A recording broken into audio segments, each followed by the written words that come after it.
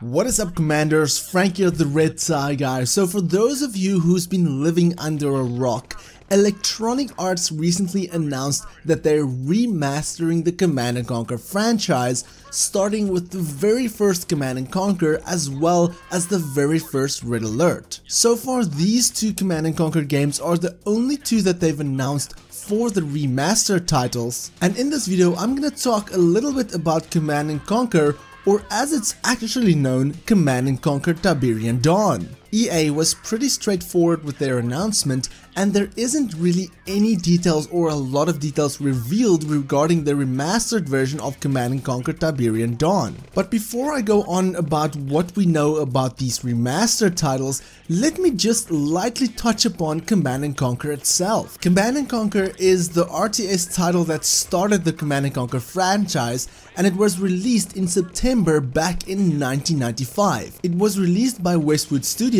after they released Dune II, an epic real-time strategy game, and it was eventually followed up by 3 titles. Many people know Command & Conquer as the first Command & Conquer, but its full title is actually called Command & Conquer Tiberian Dawn. This forms part of the Tiberium Universe, as the first one is Command & Conquer Tiberian Dawn, followed by Command & Conquer Tiberian Sun, the third one being Command & Conquer 3 Tiberium Wars, and the fourth one and final one, Command & Conquer 4 Tiberian Twilight.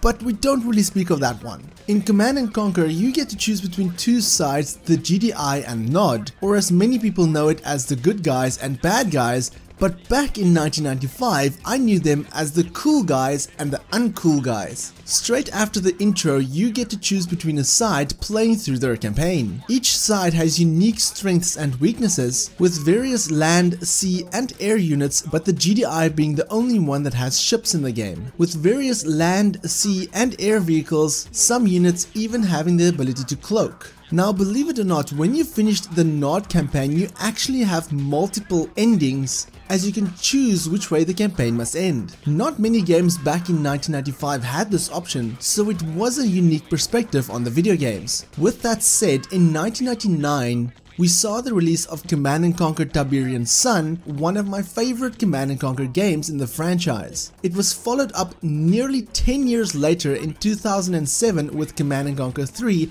Tiberium Wars, easily the best Command & Conquer in the franchise. Finally, we saw closure of the Command & Conquer Tiberian series with the release of Command & Conquer 4 Tiberian Twilight, released on March the 16th of 2010. This game saw a big change in gameplay from the previous Command & Conquer games by removing the resources gathering and base building elements in previous games, and not to mention that Command & Conquer 4 Tiberian Twilight had an always online requirement. This was easily known as the worst Command & Conquer in the franchise. In 1996, we saw an expansion pack for Command & Conquer Tiberian Dawn titled Command & Conquer The Covert Operations. Like many expansion packs at the time, it did not bring any changes in gameplay or options, while new units were limited to dinosaurs in the secret Jurassic Park mode.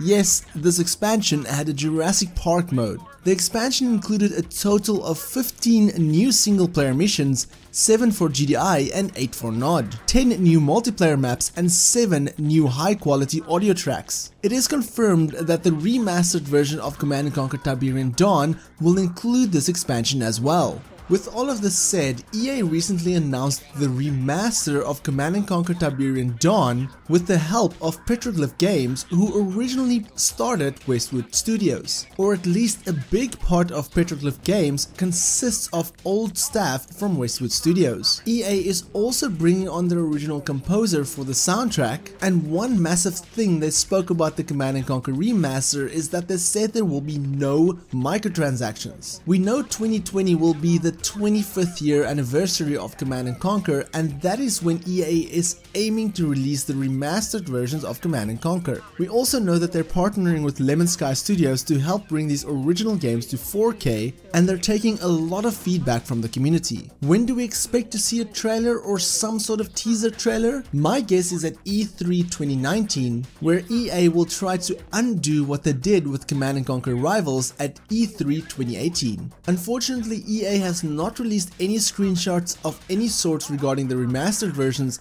as there's actually not even begun development on these remastered titles. It's a no-brainer that this will come to PC, but whether or not it will come to consoles is for them to decide. My guess is with Xbox One X being heavily supported by mouse and keyboard, it'll be a perfect title to launch on the Xbox as well, especially using EA Access. But let me know in the comment sections below what you want from Command & Conquer Tiberian Dawn, and whether or not you want to see any other title in the Command & Conquer franchise be remastered. For more on Command & Conquer remastered titles, click that subscribe button, and if you like this video then give me a thumbs up. If you dislike it then give me a thumbs down, but please tell me why so I can improve my videos. My name is Frank, I'm the Red Side Guy, and frankly, thank you for watching.